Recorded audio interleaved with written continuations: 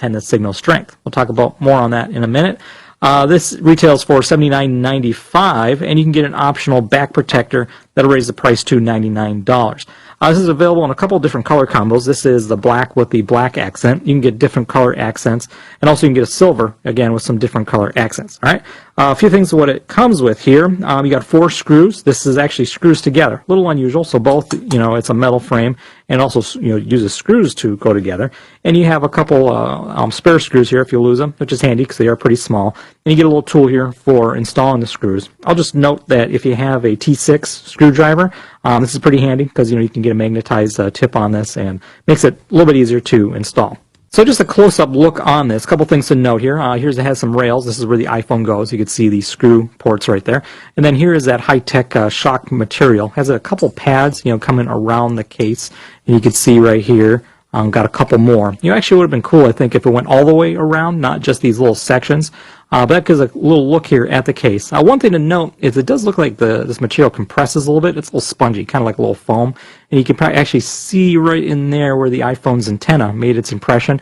So over time, it may lose some effectiveness just because it's, getting compressed down there.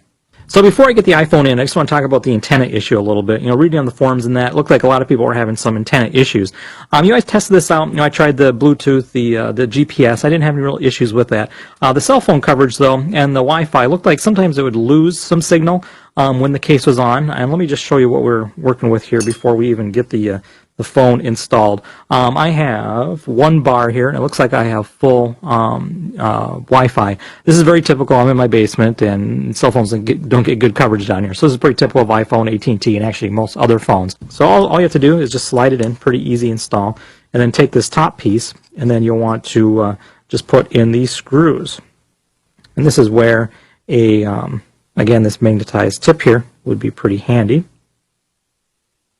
So here we are taking a look at the signal, and we're still at 1 bar, so it still seems to be holding on to its signal okay with the case on. It's drifted into searching a couple times, but it pulled back the signal. So it does seem to affect the signal a little bit, but not too greatly. So maybe enough to knock you down a bar or so. And if you're in a real marginal area like I am right now, you could potentially lose service. There we are. It just dropped into searching, and you can see the Wi-Fi is at 2. So let's take a look at the accessibility here. On the bottom, we have 1 large cutout for the 30-pin cable connector, also the main microphone and speaker port. Note this is a pretty deep cutout. You can see how deep it goes in, and it is really narrow.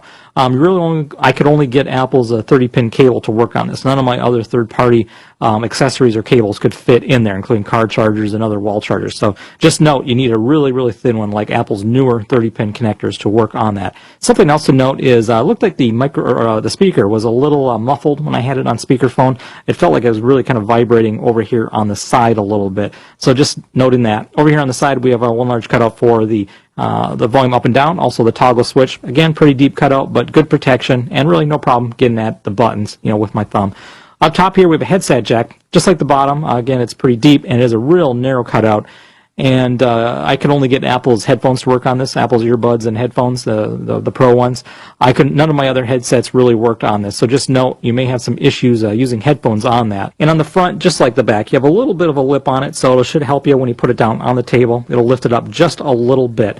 Looking on the side here, you can see it has a little ElementCase. Just note you can do some custom etching, so if you have your own logo or something you want to have on there, looks like they will do that for you. Over here where it says Vapor 4, interesting here, there's the SIM card cutout. On the whole styling of the case, you can see it comes across and it comes straight down the phone here. Then right here we have a couple little bumps that come out. So there you go, guys. A look at the Vapor 4 case for the iPhone 4, again from ElementCase. Definitely a case with some compromises. The price is a little pricey. The accessory, I think, is a significant issue. The signal, not too sure how big of an issue that is. Down here in my basement where it's pretty marginal anyways is the only time I actually lost signal.